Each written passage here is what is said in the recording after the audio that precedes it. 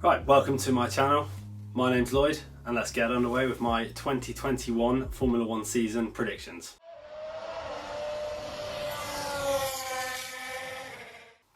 Okay, we're going to start with who I think is going to finish at the bottom of the driver standings all the way up to who is going to win the Formula 1 2021 season, and then I will go into my Constructors breakdown after that as well. Starting off, for me, I'm putting Nikita Mazepin at the bottom in the Haas. I think the Haas is going to be extremely slow this year anyway. I reckon Williams are probably going to pit them to a few more points this year, especially with the inexperienced team of Schumacher and Mazepin. And you know, I'm not a fan of Mazepin. I don't think he should be racing. I'm disappointed in Haas for going ahead with him. But not only that, I don't see him seeing the season out. You know, you look at his track record in the previous formulas, his behaviour, and I really wouldn't be surprised if, you know, they got Fittipaldi in, or, you know, Grosjean even came in to finish off the season, or something. You know, I really don't see Mazepin being a Haas Formula 1 driver come December 2021, which is why, for me, he's rock bottom of the list. Next up, unfortunately, Nicholas Latifi. I really don't rate this guy as a driver. He was so far away from George Russell last year, and I just really can't see him lasting at Williams, let alone scoring any points for Williams this season. Giovinazzi, for me, fits in the 18th spot. I don't think he will do well this year for them, and I think Alfa Romeo as a whole are going to struggle, which leads on to Kimi Raikkonen then being in P17 at the end of the year. I do reckon he'll score points. I don't think it will be many. Schumacher now will for me be P16, is it?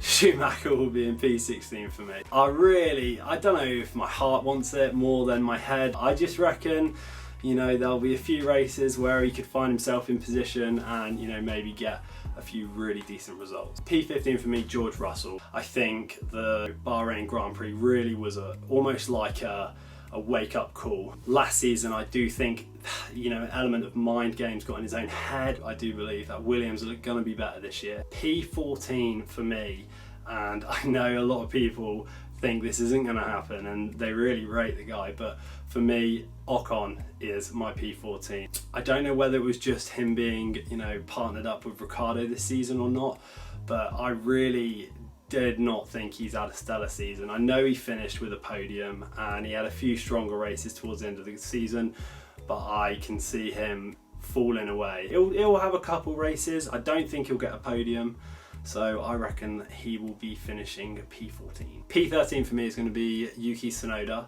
I think AlphaTauri are obviously, you know, one of the midfield teams, probably one of the slower of the midfield teams that are there. But I do believe that they've got a good package and they're going to consistently score points. And I do think, you know, I wasn't a massive Kvyat fan, and I thought he was quite a sloppy racer. And I'd like to see, you know, what Tsunoda can do. And I reckon he'll get a fair few consistent point scores. Ooh, now we're getting into it, aren't we? P12, and I reckon this is going to shock a lot of people, but Lance Stroll for me is going to be P12 in the Aston Martin. I reckon Aston Martin are going to have a brilliant car this year. I do not think he's going to have a consistent year. I think he's going to have some highs. I think he's going to have a lot of lows. I think Vettel's going to show him up quite a bit. And I can see Lance Stroll, you know, having quite a few DNFs and just about, you know, getting through the season, to be honest. Which brings me to P11 and Pierre Gasly. I think he is a brilliant driver. I'd love to see him move to Alpine Racing next year. I think that would be a great move for everybody involved. I think this year he'll have a very consistent year, but unfortunately when you're not in the car, you've got to do what you've got to do, and I do think that Ferrari are going to be a lot better this year, so it sort of leaves Gasly in P11. P10 now, the top 10. Fernando Alonso is in P10 for me. I know there's a mixed sort of reviews on him, whether he's going to come back and absolutely boss it, or whether he's going to come back and he's going to be so out of touch and really struggle to score points.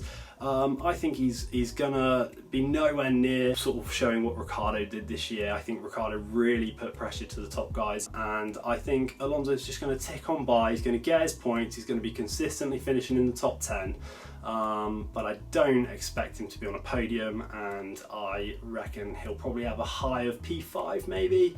So P10 overall for him. P9, Carlos Sainz for me slots in P9. I think he is going to have a very difficult year at Ferrari. I think he'll be happy with the first year in the top 10, sort of P9. It is going to look like a massive backward step, but this season I think it is going to be a struggle. It's a new team, it's a struggling team, and you know, they've got their sort of golden boy in Charles Leclerc, and I think not only is Charles Leclerc going to boss it this year, but he consistently, you know, overperforms in that car, and I think the same thing's going to happen this year. Which means P8 for me, I'm chucking in Sebastian Vettel. I hope he kicks on, I hope he's getting podiums and stuff, which in his car, the Aston Martin, I reckon he can do that. I can't, you know, honestly say with, you know, full confidence that that's going to happen. And we go P7 for Charles Leclerc. I think he is going to have a really overperformed year again in the Ferrari. I think he'll beat Vettel, his old teammate, even though I believe the Aston Martin will probably be a better car. I do just think that Charles Leclerc is, you know, he's a great talent, and I can see him totally outperforming that Ferrari once again. He's going to get some podiums, and I really see him sort of, you know, solidifying that 7th spot. P6 now, and this is where it's going to get interesting, and for P6 I have put Daniel Ricciardo.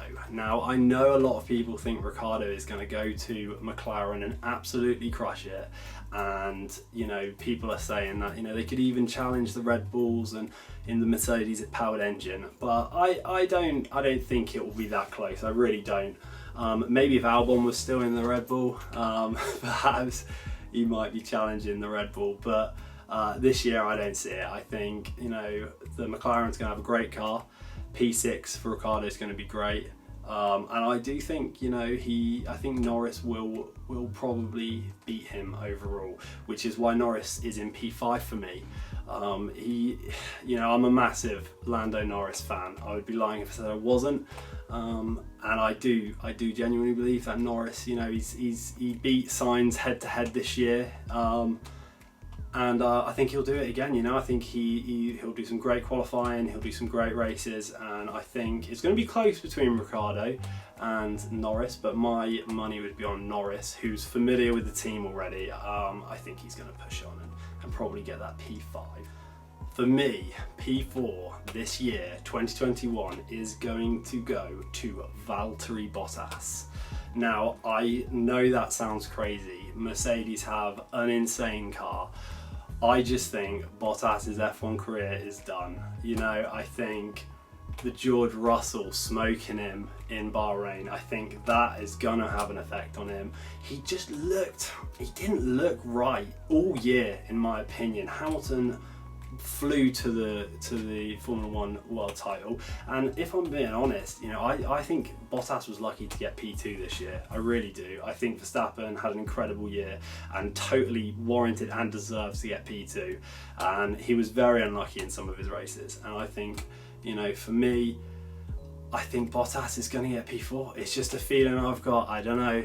I could be wrong. He could be world champion. I just personally don't see it, and that's what I think for that. P3 then, undoubtedly, Sergio Perez. You know, he's going to have a great year. He's not going to be quite on Max's pace.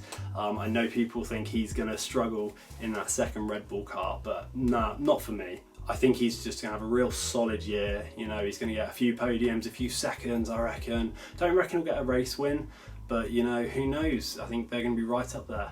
And that leads me on to Max Verstappen in P2. You know, he's going to have a great year. He's going to win races, undoubtedly. He's going to constantly outperform Bottas.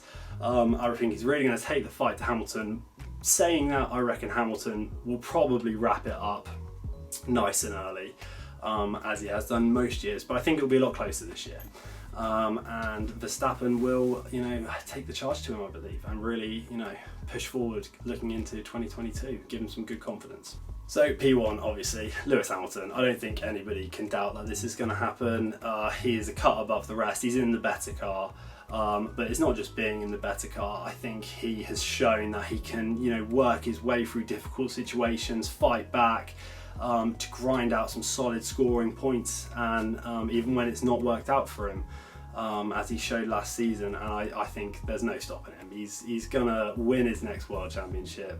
He's gonna break all sorts of more records, and it's gonna be a good season though. So we'll see what happens.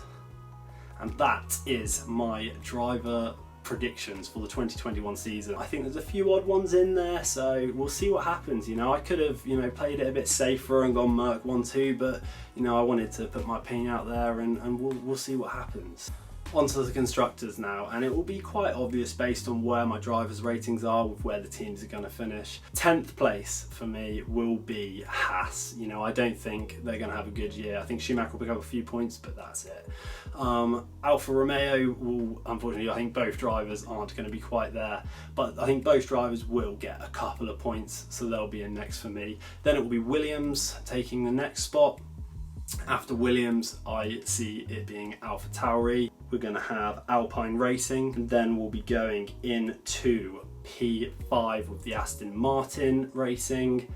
P4, I think Ferrari with Sainz and Leclerc, they are going to push up a bit. I think they'll get P4. I can see that happening. Which leaves P3, McLaren. I don't think there's going to be any doubt McLaren are going to get P3 this year. But that brings me on to the top two now, and obviously I've got a first and a fourth for Mercedes and a second and a third for Red Bull. And I really liked that Red Bull have gone against the grain. They've gone out of their young drivers. They've gone with Sergio Perez, and it's a really sensible decision. And even though it's not going to deliver them a world championship in terms of drivers, I reckon that is a smart enough decision to get them the Constructors title this year. I think the two of Verstappen and Checo Perez together, they're going to really take the fight to Mercedes, consistently score points, whereas I think Bottas is going to go completely off the boil as the season progresses. So for me, Mercedes will be P2 and Red Bull are going to be your Constructors champions. So there we are, they're my 2021 predictions for the Formula 1 season. We will check back in 12 months time and we will see how I got on with my predictions. Love to hear what you think about my predictions. Any suggestions, chuck them in the comments below. So let's see what happens in the 2021 season, and if you've got any feedback, leave it in the comments below. Like and subscribe. Cheers.